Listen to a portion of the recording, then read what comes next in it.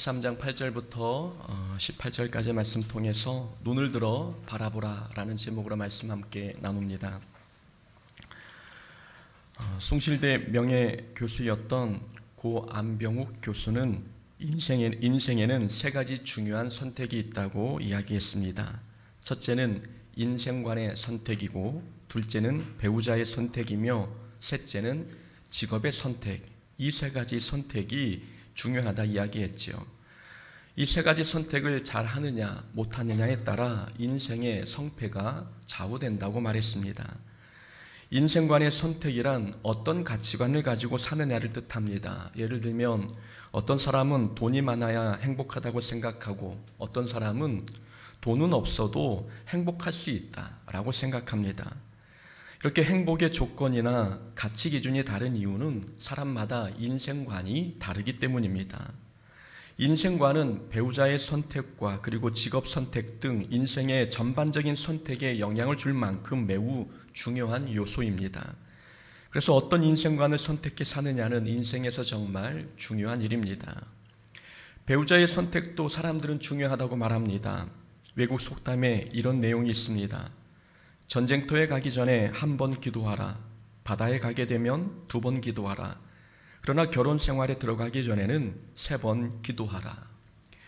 결혼 생활에 들어가기 전에는 3번 기도하고, 근데 전쟁에 나가기 전에는 1번 기도하라 이야기하는 내용을 보니 배우자 선택은 전쟁의 참여 여부를 결정하는 것보다 더 신중해야 함을 가르쳐주고 있는 속담입니다.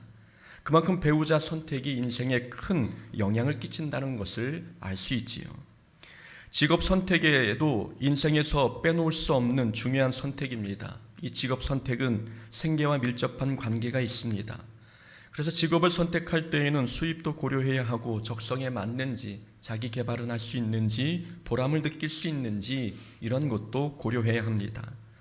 어떤 직업을 선택하느냐에 따라 행복의 척도가 달라질 수 있으니 직업 선택도 인생에서 매우 중요한 선택입니다. 인생관, 배우자, 직업 모두 인생에서 중요한 선택들입니다. 그러나 인생에서 선택해야 할 것은 꼭 이 세 가지만은 아닙니다. 친구 선택, 대학 선택, 사는 지역이나 집을 선택하는 일, 그리고 교회를 선택하는 것도 인생에 중대한 영향을 미칠 만큼 중요한 선택들입니다.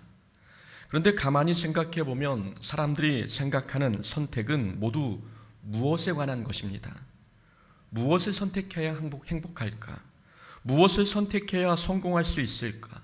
무엇을 선택해야 행복과 기쁨과 보람이 있을까? 이렇게 사람들이 선택의 기로에서 생각하는 것은 항상 무엇에 관한 것입니다.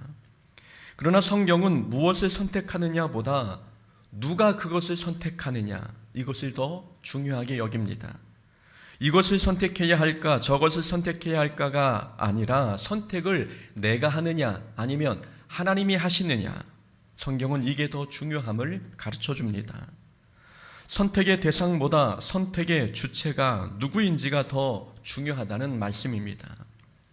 인생의 행복과 성공은 좋은 것을 선택한다고 해서 얻어지는 게 아닙니다. 인생의 행복과 성공은 선택의 주체가 하나님이 되셔야 얻을 수 있습니다. 사람이 아무리 심사숙고해서 최상의 선택을 해도 선택의 주체가 자기 자신이라면 그 인생은 위험합니다. 그래서 우리는 선택의 순간이 놓일 때에 선택의 결정권을 하나님께 맡겨드려야 합니다. 사람은 한 치 앞도 모르는 유한한 존재입니다. 사람은 자신의 선택이 어떤 결과로 이어질지 아무도 모릅니다. 그러니 자신의 선택을 믿지 말고 하나님의 선택을 믿어야 합니다. 무엇을 선택해야 좋을지 자기가 결정하지 말고 선택의 결정권을 하나님께 이양해 드려야 합니다. 오늘 본문에도 선택의 문제로 인생이 달라진 두 사람 이야기가 나옵니다. 바로 아브라함과 롯의 이야기입니다. 아브라함은 롯 조카 롯을 데리고 하나님께서 지시하신 가나안 땅에 왔습니다.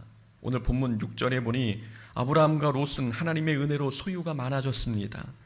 그러다 보니 아브라함과 롯이 한 곳에 머물기에는 거주지가 너무 협소했습니다.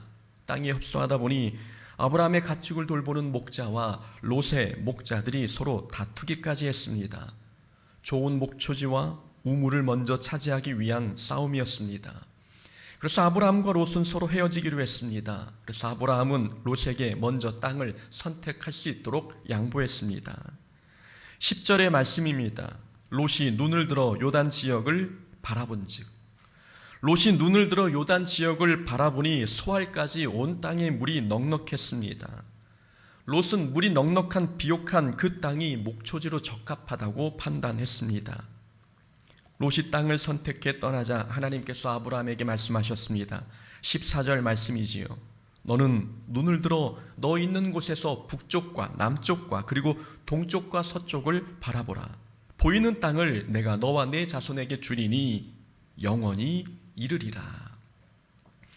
여기서 주목할 부분은 아브라함과 롯 두 사람의 선택 방법이 다르다는 점입니다.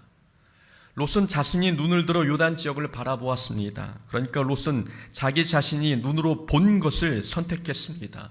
선택의 결정권이 롯은 자기에게 있었습니다.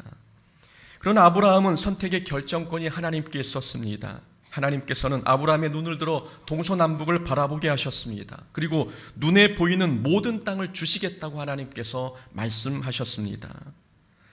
아브라함과 롯의 결정적인 차이, 그것은 롯은 선택을 자기가 했고 아브라함은 하나님께서 주신 것을 선택했습니다. 두 사람의 선택의 결과가 어떠했습니까? 14장을 보면 비옥한 땅을 선택해간 롯은 그곳에서 전쟁에 휩쓸려 모든 가축을 빼앗겼고 자신도 포로로 잡혀갔습니다. 19장에 가서는 소돔과 고모라 지역이 멸망한 내용이 나오는데, 소돔과 고모라가 멸망할 때 롯은 아내와 사위들을 잃었고 두 딸하고만 간신히 그곳을 빠져나왔습니다. 롯은 비옥한 땅을 선택하면 잘 살 줄 알았습니다. 가나안 땅에서 풍성한 재산을 얻은 것처럼 새로 선택해간 지역에서도 풍족하게 살 줄 알았습니다. 아브라함보다 더 좋은 땅을 선택했으니 롯은 적어도 아브라함보다는 더 나은 삶을 살 것으로 기대했습니다. 그러나 롯의 결말은 비참했습니다. 재산도 잃었고 가족도 잃었습니다. 롯이 이런 결말을 예상했겠습니까? 이런 결과를 알았다면 본인이 눈에 보이는 비옥한 땅을 선택했겠습니까? 땅을 선택하기 전에 자신의 선택이 이런 결과로 이어질 줄 롯은 상상도 하지 못했을 것입니다. 그런데 아브라함의 결말은 무엇입니까? 아브라함은 하나님께서 선택하라고 하신 그 땅에서 복의 약속을 얻었습니다. 보이는 땅을 내가 너와 내 자손에게 주리니 영원히 이르리라. 내가 내 자손이 땅에 티끌 같게 하리니 사람이 땅에 티끌을 능히 셀 수 있을진데 내 자손도 세리라. 아브라함과 롯은 출발은 같았습니다. 두 사람 다 고향과 친척을 떠나 가나안 땅에 도착했습니다. 가나안 땅에서 두 사람 모두 하나님의 은혜로 삶이 풍족해졌습니다. 출발은 같았지만 두 사람의 끝은 달랐습니다. 롯은 가진 것을 모두 잃었고, 그러나 아브라함은 축복의 약속을 얻었습니다. 차이점은 딱 하나, 곧 선택의 주체가 누구였느냐입니다. 자신이 선택의 주체가 되었느냐 아니면 하나님께서 선택의 주체가 되셨는가, 이 차이점이 두 사람의 인생을 성공과 실패로 갈랐습니다. 선택의 순간에서 무엇을 선택하느냐보다도 선택의 주체가 누구냐가 얼마나 중요한지 우리에게 가르쳐주고 있는 말씀입니다. 우리는 선택의 주체를 하나님께 넘겨드리기 위해 기도해야 합니다. 기도는 선택 결정권을 하나님께 맡기는 행위입니다. 이것이 오늘 본문이 우리에게 가르쳐주는 첫 번째 교훈입니다. 선택의 기로에서 우리는 항상 기도해야 합니다. 우리는 선택의 순간에 놓일 때마다 우리의 판단을 믿기보다 먼저 하나님께 기도해야 합니다. 기도하지 않고 하는 선택은 롯처럼 선택 결정권을 자신이 갖는 행위입니다. 그러나 기도하는 행위는 선택을 하나님께 맡겨드리는 행위입니다. 자기 인생을 하나님께 맡기는 행위가 곧 기도라는 것을 우리는 기억해야 합니다. 기도하며 가는 인생길과 기도하지 않고 가는 인생길, 분명 끝이 같지 않습니다. 다윗이 이스라엘이 왕이 된 후에 블레셋과 잦은 전쟁이 있었습니다. 사무엘하 5장에 보면 블레셋과 두 번의 전쟁을 치른 내용이 나옵니다. 첫 번째 전쟁에서 블레셋 군대가 르바임 골짜기에 진을 쳤습니다. 다윗이 여호와께 여쭈어 이르되 내가 블레셋 사람에게로 올라가리이까. 다윗이 하나님께 물은 내용입니다. 다윗은 싸워야 할지 말아야 할지 결정을 앞두고 하나님께 기도했습니다. 하나님, 제가 올라갑니까? 올라가서 싸워야 합니까? 라고 하나님께 물었습니다. 하나님께서 올라가라 응답해 주셨고 다윗은 말씀에 순종하여 블레셋과 싸워 승리했습니다. 블레셋과의 두 번째 전쟁에서 블레셋 군대는 또다시 르바임 골짜기에 진을 쳤습니다. 다윗은 다시 하나님께 물었습니다. 이번에는 하나님께서 올라가지 말라 말씀하셨습니다. 다윗은 싸워야 할지 말아야 할지 선택의 순간에 놓였을 때 하나님께 기도했지요. 자, 그런데 한번 생각해 보겠습니다. 두 번의 전쟁은 모두 같은 적군과 같은 장소에서 일어났습니다. 같은 장소에서 같은 적군과 싸운다면 하나님께 한 번만 물어봐도 되지 않았을까요? 첫 번째 전쟁 때 하나님께서 나가 싸우라 하셨으니 똑같은 적군과 싸워야 하는 두 번째 전쟁도 당연히 나가서 싸워도 된다고 생각할 수 있지 않았을까요? 적군이 바뀐 것도 아니고 장소가 달라진 것도 아니었으니 말입니다. 그런데 다윗은 자신이 판단하지 않고 첫 번째도 두 번째도 하나님께 기도로 물었습니다. 이런 기도가 선택 결정권을 하나님께 맡기는 행위입니다. 다윗은 전쟁 경험이 많았으니 자신이 판단할 수 있었습니다. 그러나 선택의 순간에 섰을 때 다윗은 자기 경험으로 판단하지 않았고 기도함으로 하나님께 결정권을 내어드렸습니다. 결과를 예측하지도 않았고 처음도 예스였으니 두 번째도 하나님이 허락하실 거라 미리 예측하여 자기 마음대로 판단하지 않았습니다. 놀라운 것은 같은 적군과 같은 장소에서 싸웠지만 하나님의 응답이 달랐다는 것입니다. 처음에는 정면 승부를 하라고 하나님이 말씀하셨는데 두 번째는 올라가지 말고 기습 공격을 하라고 말씀하셨습니다. 같은 상황이었고 똑같은 장소, 똑같은 일이었지만 하나님의 응답은 같지 않았다는 것입니다. 같은 상황인데 응답이 달랐다는 것, 여러분, 기도하지 않았으면 다윗은 큰일 날 뻔한 사건이었습니다.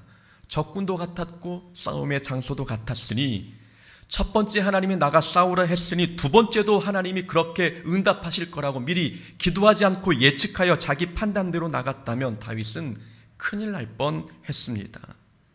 응답은 매 순간마다 다를 수 있습니다. 그래서 기도하지 않고 결정하는 것이 우리 인생에서 얼마나 위험한 일인지를 가르쳐주고 있는 말씀입니다. 하나님께서 어제는 예스라고 대답하셨지만 오늘은 노라고 대답하실 수도 있습니다. 오늘은 가라라고 말씀하시지만 내일은 가지 말라고 말씀하실 수도 있습니다. 같은 상황, 같은 사역, 같은 사람인데도 하나님의 대답은 다를 수 있다는 말씀입니다. 그래서 매 순간마다 우리는 기도해야 합니다.